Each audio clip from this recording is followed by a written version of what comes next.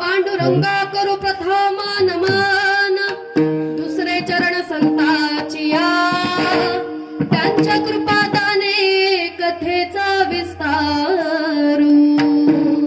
बाबाजी सद्गुरु दास तुका, अलंकापुरी रम्य सिंहासनत्सम, पदांभोज तेजस स्फुरदिक प्रदेशम, विदिन्द्रादिदेवे सदा स्तूयमानं, समाधिस्थमूर्तिं नमो ज्ञानेश्वर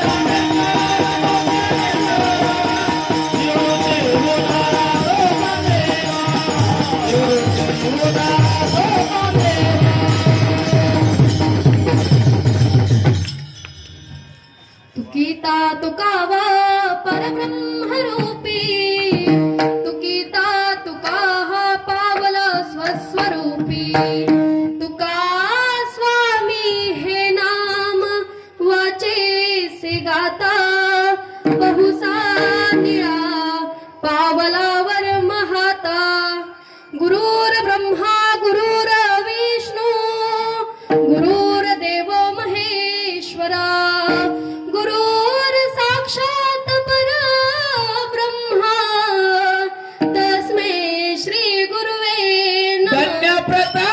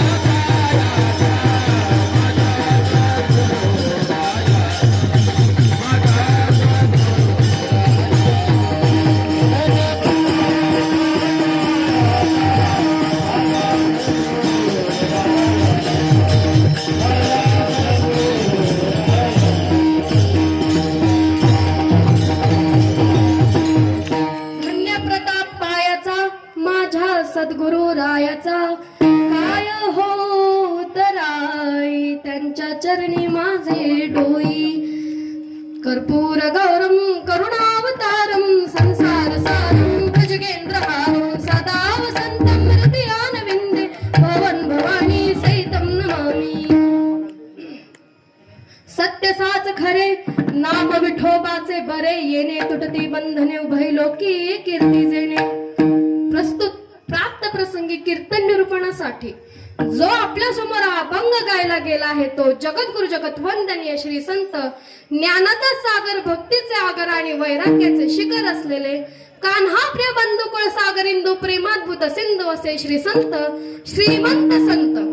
या संतांच्या अभंग वाणीला वारकरी संप्रदायाच्या दृष्टिकोनाने सूर्याची प्रखरता, चंद्राची शीतलता, अग्नीची दिव्यता, वेद मंत्राची पवित्रता, गंगेची सुचिता आणि गायची वात्सल्यता अशा अनेक उपमा प्राप्त झालेल्या असून देवमान्य संत, संत मान्य संत, ग्रंथ मान्य संत, वेद मान्य संत, जगत मान्य संत, विश्वमान्य संत श्री संत तुकाराम महाराजांचे नामाचे महत्व व महिमा प्रतिपादन करून देणारा हा 4 चरणाचा अभंग मी या कीर्तन रूपी सेवेसाठी निवडलेला आहे.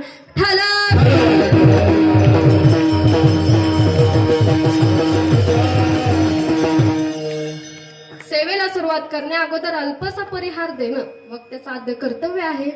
तर पुण्यभूमी, पवित्र भूमी असं असणारं हे खडकल गाव, या गावामध्ये श्री खंडोबा यात्रा महोत्सव निमित्त चालू झालेला अखंड हरिनाम पंचदिनी कीर्तन महोत्सव व श्री शामनाथ गाथा पारायण सोहळ्याचे आयोजन प्रतिवर्षी होत असतं. तसंच या वर्षी देखील झालेलं आहे. आणि या सप्त्याचे आयोजन गुरुवर्य धर्मराज दादा महाराज सामणगावकर आणि गुरुवर्य रामदास काका महाराज सामणगावकर यांच्या शुभ आशीर्वादाने व कुशल मार्गदर्शनाखाली सूर्या तरुण मंडळाच्या नियोजनाने आणि ग्रामस्थांच्या सहकार्याने असा हा सोहळा पार पाडण्यात येत आहे.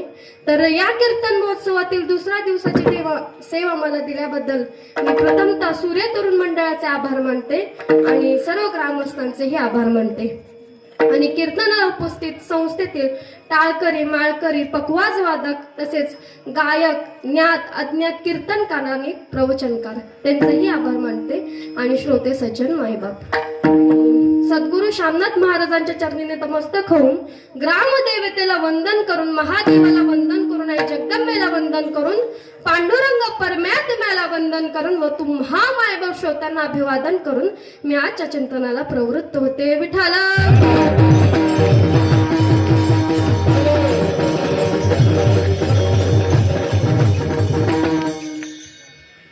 नामस्मरणाचा विचार करत असताना, नामाची महिमा सांगत असताना असं म्हणतात की या जगात अशी एकही गोष्ट नाही की जी नामस्मरणाने भेटू शकत नाही. अहो महाराज, ज्या नामाने परमात्मा भेटू शकतो त्याच नामाने लौकिक जगातल्या गोष्टी भेटणार नाहीत का, असं वाटतंय का तुम्हाला? तर आहे का, जगद्गुरु तुकोबराय काय म्हणतात, काय नो हे केले एक चिंतिता विठ्ठले, सर्व साधनाचे सार भव सिंधू त्रिपार. तर महाराज, नामस्मरणाने सर्व काही मिळतं. तर आहे का, आपल्याला 4 युग माहिती आहेत. सांगा बरं महाराज, कोणते कोणते आहेत 4 युग? तर तुम्ही म्हणाल, महाराज आम्ही सांगायचं तर तुम्हाला कशाला बोलवलंय, बरोबर की नाही? म्हणलं तरी काय हरकत नाही, पण माझी खात्री की तुम्ही म्हणणार नाही. पण काय सांगू बाबा, मी म्हणायच्या आधी जर कोणी म्हणलं असेल तर विनोदाचा भाग सोडा.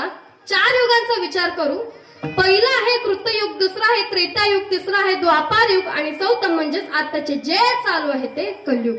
कृतेत ध्यायतो विष्णु त्रेतायाम यजतो मखे, द्वापारे परिचर्यायाम कलोत हरे कीर्तनात. कलियुगा माझी करावे कीर्तना, कलियुगा माझी करावे कीर्तना,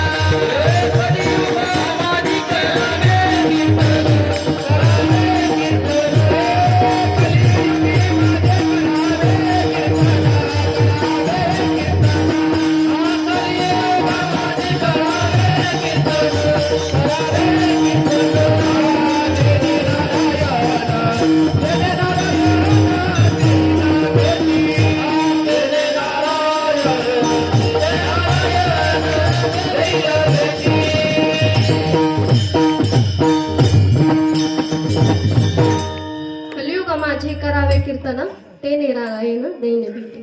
तर महाराज, कृतयुगामध्ये भगवंताचं ध्यान केल्याने भगवान परमात्मा प्रसन्न व्हायचे. त्यावेळेचं ध्यान कसं होतं, तर लोक 500 वर्ष ध्यान करत होते. आता आपल्याला 500 वर्ष ध्यान करायला जमेल का? नाही जमणार.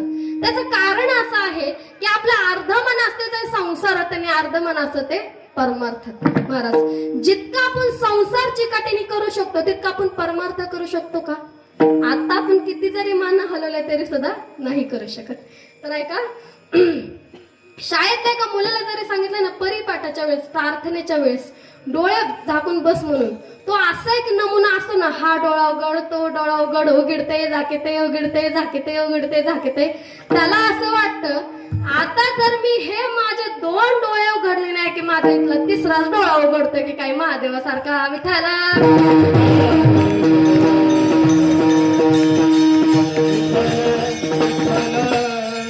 तर महाराज, कृतयुगामध्ये भगवंताचं ध्यान केल्याने भगवान परमात्मा प्रसन्न व्हायचे.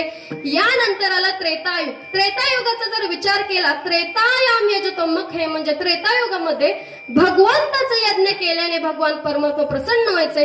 त्यावेळेचा यज्ञ कसा होता, तर लोक स्वतःहून यज्ञ करत होते. आता आपल्याला स्वतःहून यज्ञ करायला जमेल का? नाही जमणार. त्याचं कारण असं आहे की यज्ञामध्ये सुचिरभूतता पाळावी लागते. म्हणजे जे आपण यज्ञ कर्म करतो त्यामध्ये सूक्ष्मता असते. छोट्या छोट्या गोष्टींचा पण विचार करून महाराज यज्ञ करावा लागतो. जगद्गुरु तुकोबराय काय म्हणतात, मंत्र चळे थोडा परिधडीची होय वेढा, असं म्हणतात. तर ऐका, मंत्र म्हणताना महाराज, मंत्र थोडा जरी चुकला तरी माणूस वेडा होऊ शकतो. विठ्ठल मात्र जेने घ्या,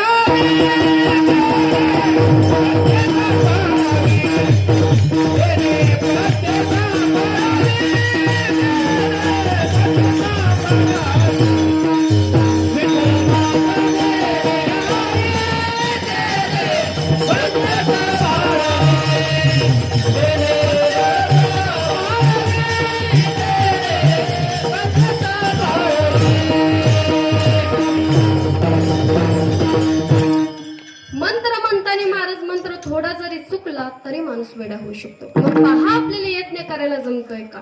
आणि आता आपलं काय, तर आपल्याला जमत नसलं तरी आपण कोणाकडून करून घेतो, तर ब्राह्मण बुवांकडून करून घेतो. मग ब्राह्मण बुवा येतात, समोर यजमान बसलेले असतात. ब्राह्मण बुवा आल्यानंतर पहिल्यांदा हातावरती पाणी घ्यायला सांगतात आणि ते आचमन करायला सांगतात. पण महाराज, त्या पाण्याचं हे शास्त्र आहे, ते पाणी किती घ्यायचं आणि किती नाही. घेवड्याचं बी माहितीये, घेवड्याचे बीजे इतकं पाणी घ्यायचं असतं. जर थोडंसं जर इकडं तिकडं झालं तर दारू पिण्याचं पाप लागतं. म्हणून महाराज यज्ञामध्ये सुचिरभूतता पाळावी लागते.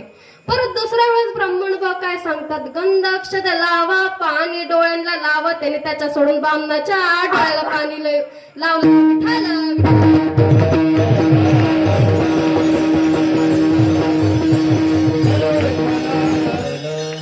महाराज त्याला एवढं समजलं नाही की त्यांनी त्याच्याच सोडून बामणाच्याच डोळ्याला पाणी लावलं.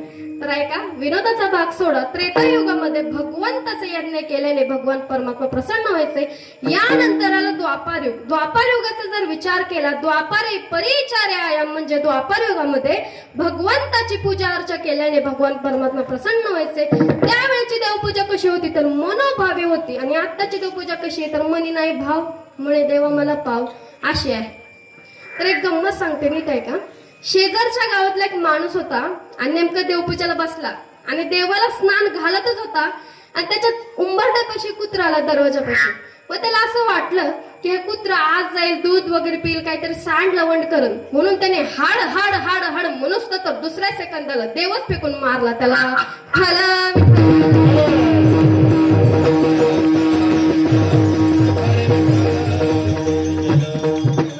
द्वापार युगामध्ये भगवंताची पूजा अर्चा केल्याने भगवान परमात्मा प्रसन्न व्हायचे. यानंतर आलं कलियुग, म्हणजे आत्ताचे जे चालू आहे ते कलियुग. कलियुगाचा जर विचार केला महाराज, कलियुगामध्ये व्यभिचार, अत्याचार, भ्रष्टाचार, दुराचार आणि अन्याय इतका भरलेला आहे की खूप. अहो महाराज, इथं कुणीच खरं बोलायला तयार नाही. सहज जर एखाद्याला फोन केला ना, तो गावातच असतो बरं का, ह्याच्या त्याच्या टावळ्या का करत बसलेला असतो. त्याला सहज फोन केला ना, तो डायरेक्ट काय म्हणणार माहिती का, हॅलो मी आमदार साहेबांसोबत मीटिंग मध्ये आहे, काय म्हणावं महाराज आता याला. अशीच एक गंमत सांगते ऐका, नीट ऐका बरं का. आता असंच एका पोराने एका पोरीला फोन केला आणि तिकडून तो पोरगा म्हणतोय हॅलो कुठे ग जानू, एकदम लाडात प्रेमात म्हणतोय हॅलो कुठे ग जानू. तिकडून त्याचे जानू म्हणतोय अरे मी काही नाही जरा मोल आलोय, पिझ्झा खातो, येतोस का खायला. तिकडून तो म्हणतोय अगं झिपरे, तुझ्या भंडाऱ्यात बसून पंक्तीला लापशी खाती ना, तिथंच मी आमटी वाढतोय, येऊ का घेऊन मिठाला.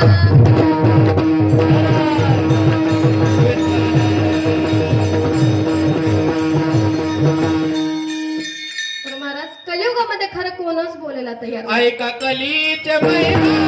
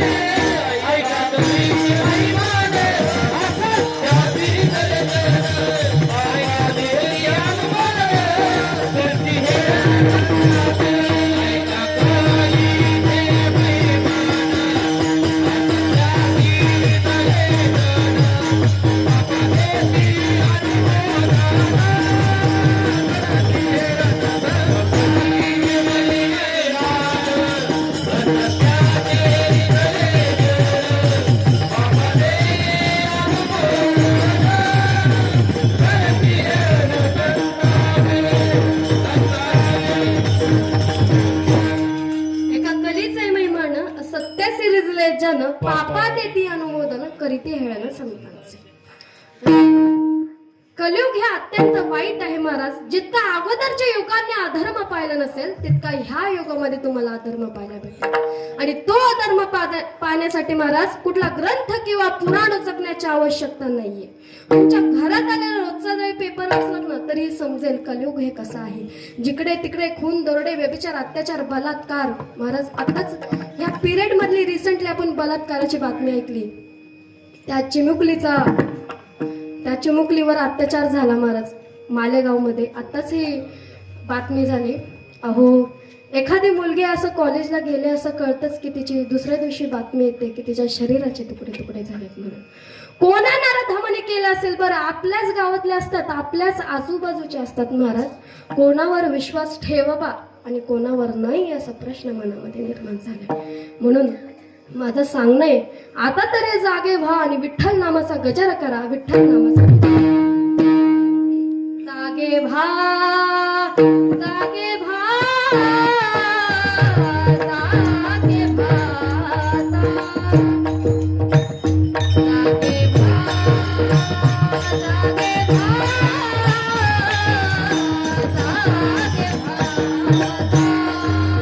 स्मरण करूया पंढरीनाथा, स्मरण करूया पंढरीनाथा. जागे व्हा, जागे व्हा, जागे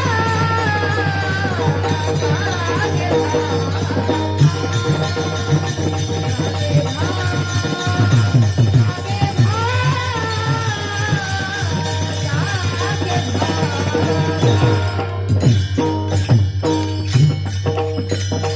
उठा जागे वारे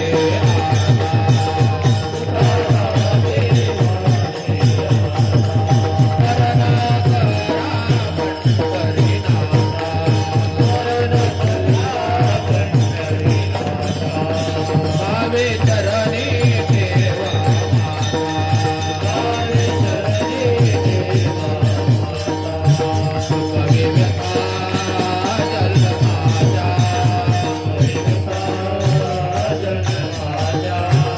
कवी व्यथा जल माझा, कवी व्यथा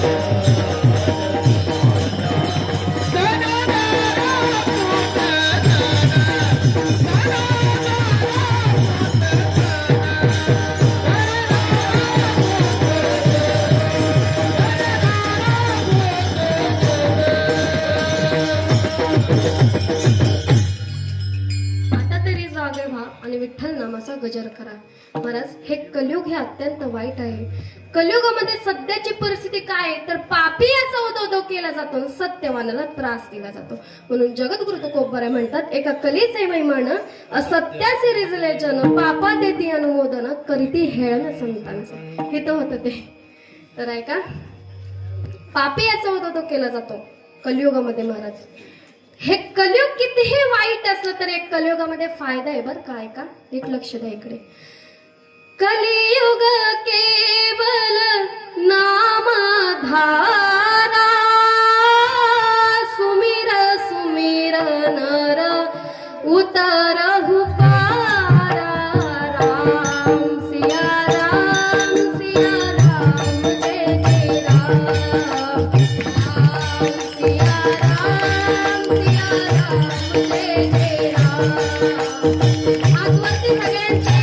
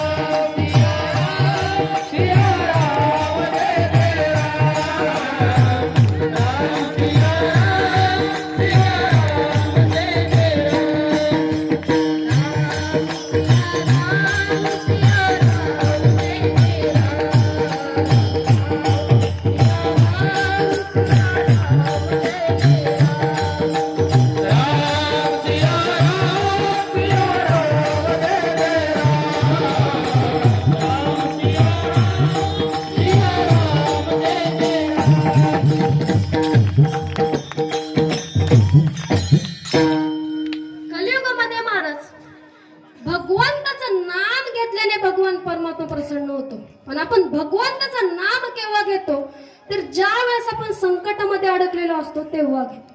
इतर वेळेस आपण भगवंत आठवतो का? नाही आठवत. का नाही आठवत? देव तुम्हाला म्हणत नाही की माझ्यासाठी ऑफिसला सुट्टी काढा, काही काम करू नका, कामाला जाऊ नका, असं काहीच म्हणत नाही. फक्त आल्यानंतर तुमच्या घरातल्या देवघरासमोर तुम्ही 5 मिनिटं का होईना बसलात ना महाराज, कामामध्ये काम काही म्हणा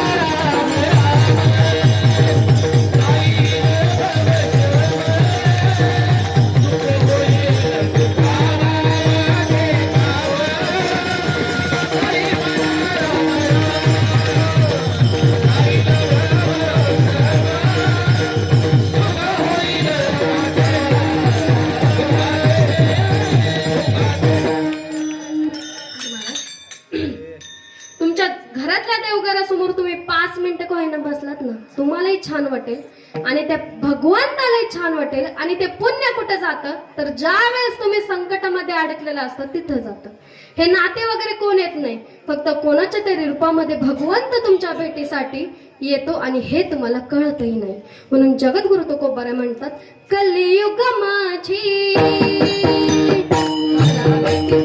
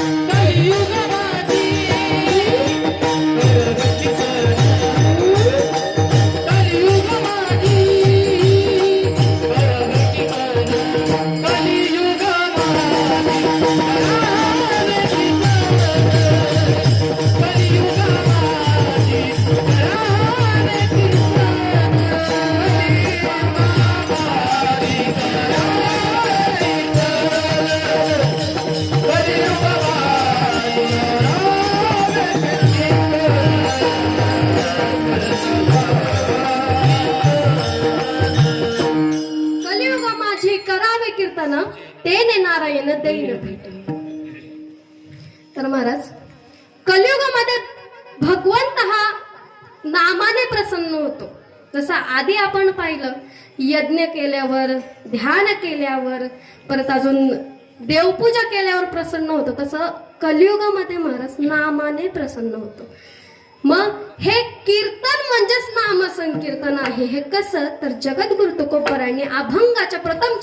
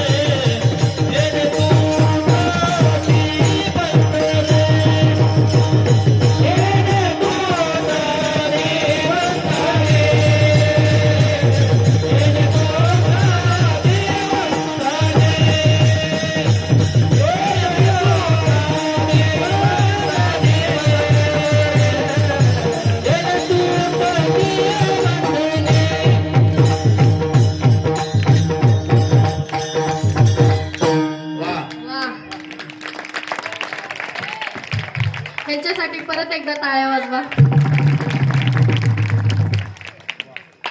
सत्य साच खरे नाम विठोबाचे बरे येणे तुटते बंधने उभयलो की कीर्ती जेणे.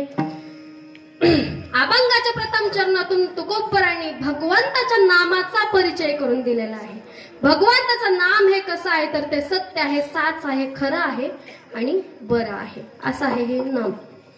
तर महाराज हे तीन शब्द तुकोबरांनी एकाच अर्थासाठी वापरले. सत्य म्हणजे साच, साच म्हणजे खरे, खरे म्हणजे बरे. मला सांगा, माझ्या जगद्गुरु तुकोबरांकडे काही शब्दांची कमतरता आहे का महाराज? माझ्या जगद्गुरु तुकोबरांकडे काही शब्दांची कमतरता आहे का? तर नाही.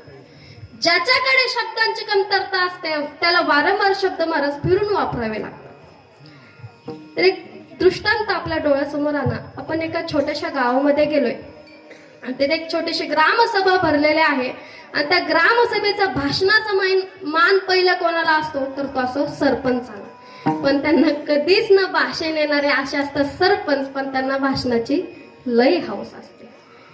मग स्टेजवर येतात आणि त्यांच्या समोर असाच माईक असतो आणि त म होऊ लागतं आणि मग मोठ्या आवाजात म्हणतात, आज या ठिकाणी आपण जमलेलो आहोत आणि आज हा कार्यक्रम आहे आणि हा कार्यक्रम झाल्यानंतर तो कार्यक्रम आहे विठ्ठल.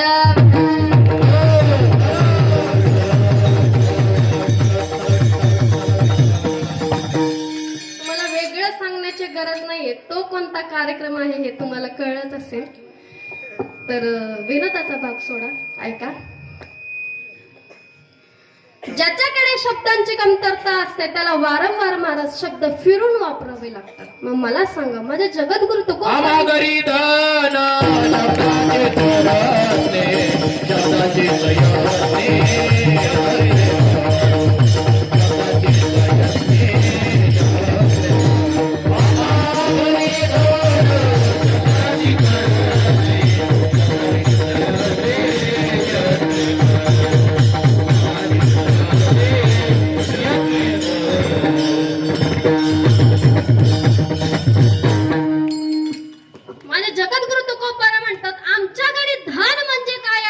शब्दच आहे. रत्न म्हणजे काय आहे तर ते शब्दच आहे. शस्त्र म्हणजे काय आहे तर ते शब्दच आहे. शब्द व्यतिरिक्त आमच्याकडे काही नाही. मग महाराज जगद्गुरु तुकोबरा म्हणतात, वेदाचा जो अर्थ आम्हासीच ठावा येराणी व्हावा बार माथा. ज्याला वेदाचा अर्थ समजत नसेल, कळत नसेल त्याने आम्हाला विचारा, असं माझे जगद्गुरु तुकोबरा म्हणतात. पण महाराज अभंगात वापरलेले तीन शब्द एकाच अर्थाचे वाटत असले तरी ते एकाच अर्थाचे नाहीत. आता तुम्ही म्हणाल की महाराजांनी पहिले याच्यामध्ये काय सांगितलं की हे तीन शब्द जगद्गुरु तुकोबरांनी भगवंताला उपदेशून वापरले. पण हे तीन शब्द एकाच अर्थाचे वाटत असले तरी ते एकाच अर्थाचे नाहीत, वेगवेगळ्या अर्थाचे आहेत. थोडस शास्त्रचिंतन करू तर भगवंताचं नाम हे सत्य का आहे? सांगा महाराज काळाचे प्रकार. महाराज सांगा काळाचे प्रकार.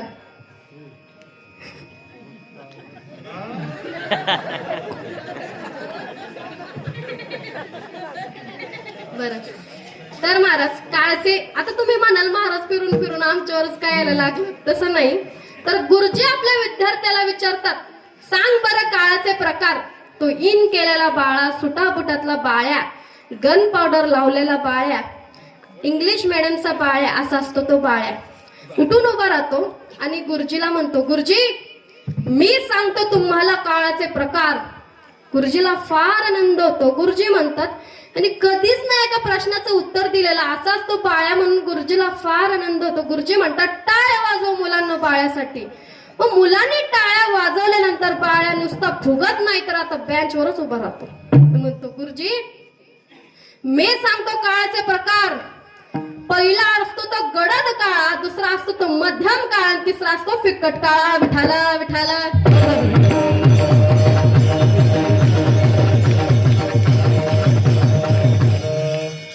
गुरुजीने डायरेक्ट डोक्यावरच हाणून घेतलं. गुरुजी म्हणतात, अरे बाळ्या तुला काळ्याचं नाही तर काळाचे प्रकार विचारले. मग काळाचे किती प्रकार आहेत तर 3 आहेत. पहिला आहे तो वर्तमान काळ, दुसरा आहे तो भूतकाळ आणि तिसरा आहे तो भविष्यकाळ. मग महाराज भगवंताचं नाम हे तिन्ही काळामध्ये आहे. आहे त्याचं कधीच न बाद होणार आहे म्हणून ते सत्य आहे. बरं आहे का? जगद्गुरु तुकोबऱ्या काय म्हणतात? सत्य तू विठ्ठला कागा दाविला हा जगदाकारू. तुकोबऱ्याने 3 वेळा सत्य का म्हटलेलं आहे? कारण भगवंताचं नाम हे तिन्ही काळामध्ये आहे, त्याचं कधीच ना बाद होणार आहे म्हणून ते सत्य आहे. विठ्ठल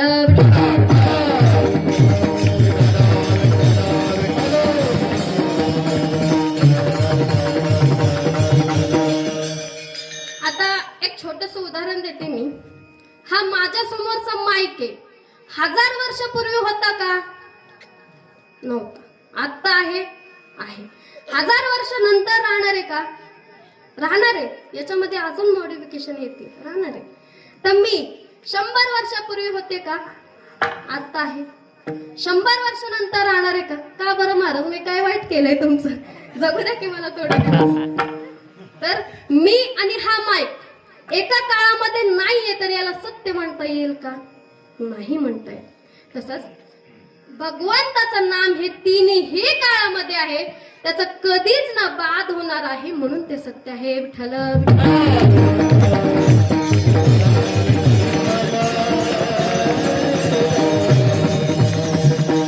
म्हणून तुकोबराने भगवंताच्या नामाला सत्य म्हटलेलं आहे. हा झाला पहिला मुद्दा. दुसरा मुद्दा, भगवंताचं नाम हे साच का आहे? कारण ते सर्व वस्तूत व्याप्त आहे. चराचरामध्ये समावलेल्या भगवंत जळी स्थळी काष्टी पाषाणी सगळीकडे. जळी म्हणजे पाण्यात, स्थळी म्हणजे ज्या ठिकाणी आहे त्या ठिकाणी, काष्टी म्हणजे लाकडात. देव नटला नाना परी गुरुनी गुरुला चराचरी, गुरुनी गुरुला चराचरी, गुरुनी गुरुला चराचरी. देव नटला नाना परी गुरुनी गुरुला चराचरी, गुरुनी गुरुला चराचरी, गुरुनी गुरुला चराचरी. देव नटला नाना परी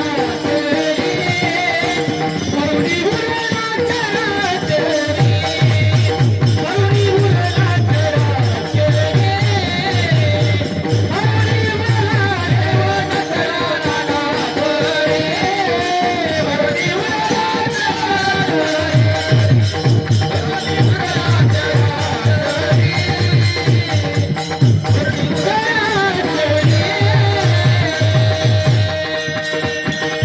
विठ्ठल जळे स्तोळे बळवंता, विठ्ठल जळे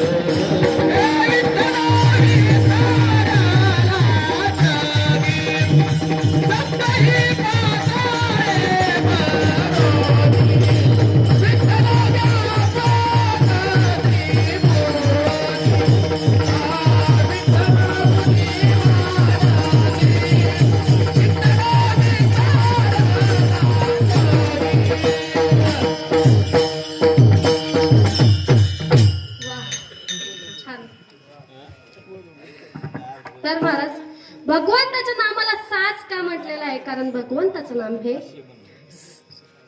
सर्व वस्तूत व्याप्त आहे. चराचरामध्ये समावलेलं आहे भगवंत. जळी स्थळी काष्टी पाषाणी सगळीकडे भगवंत. चला तर मग गोकुळात जाऊ. त्या गोपिकांच्या अंतःकरणाशी दशा पाहू महाराज. त्याचा विचार करा जरा बरं, काय झाले असेल. जिकडे तिकडे त्यांचा कृष्ण दिसतोय, श्याम सुंदर दिसतोय, लाला दिसतोय, कन्हैया दिसतोय, गोविंद दिसतोय, दामोदर दिसतोय. दही दूध विकायला गेल्यानंतर दही घ्या दूध घ्या असं न म्हणता तर गोविंद घ्या कोणी दामोदर घ्यावे, गोविंद घ्या कोणी दामोदर घ्यावे, गोविंद घ्या कोणी दामोदर घ्यावे, गोविंद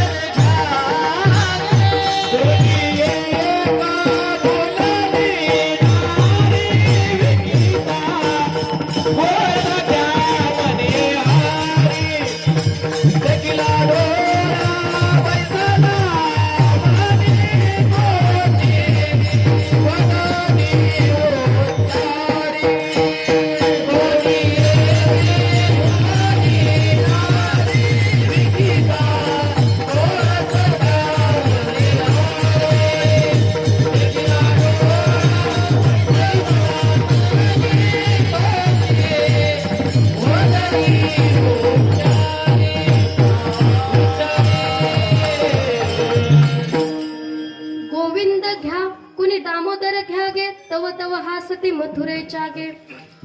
त्या भक्तीच्या परमाच्या शिखरावर पोहोचलेल्या गवळणी महाराज त्यांच्या मनामध्ये शंका निर्माण झाली की माझा जर भगवंत चराचरामध्ये जर समवलेला आहे, सगळीकडे जर असेल, मग मी ज्या ठिकाणी पाय ठेवेल तिथेही माझा कृष्ण असेल तर, श्याम सुंदर असेल तर, हा अपराध माझ्याकडून घडू नये. म्हणून त्या काय म्हणतात, कहा पगटारू देख नेरा देखे तो सब वही ने घेरा. त्या काय म्हणतात, कहा पगटारू देख नेरा देखे तो सब वही ने घेरा. विठ्ठला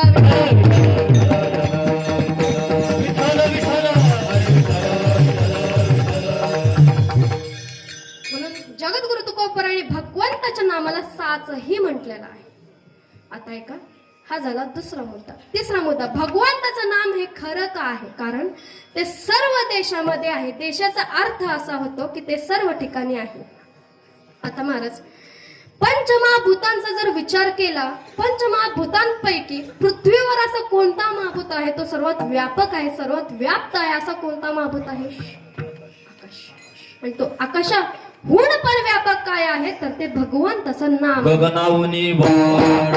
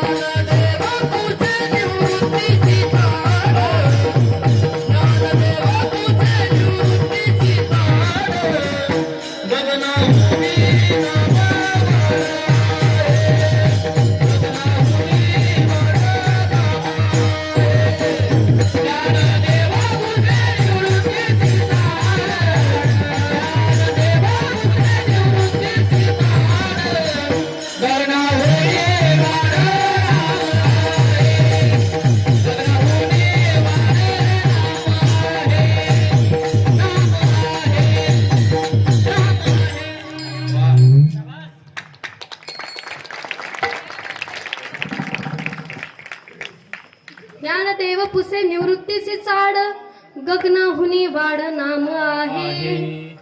तर महाराज, आकाशापेक्षा पण मोठं काय आहे तर ते भगवंताचं नाम आहे. हे मी नाही म्हणत आहे तर ते माऊली म्हणतात. तर ऐका, म्हणून जगद्गुरु तुकोबरायांनी असं म्हटलेलं आहे, सत्य साच खरे नाम विठोबाचे बरे.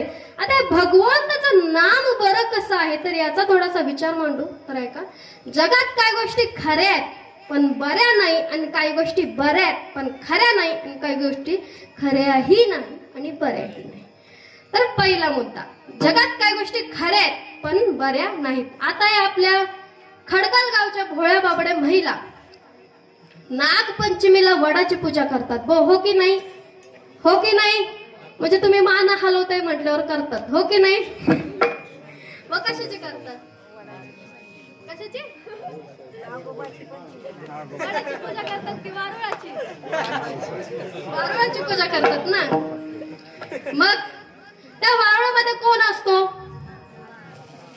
नाग. मग त्या नागाची पूजा करतात, बरोबर. मग मस्तपैकी अशी नऊवारी साडी घालून, नाकामध्ये नथ घालून, मस्तपैकी अशा गजरा माळून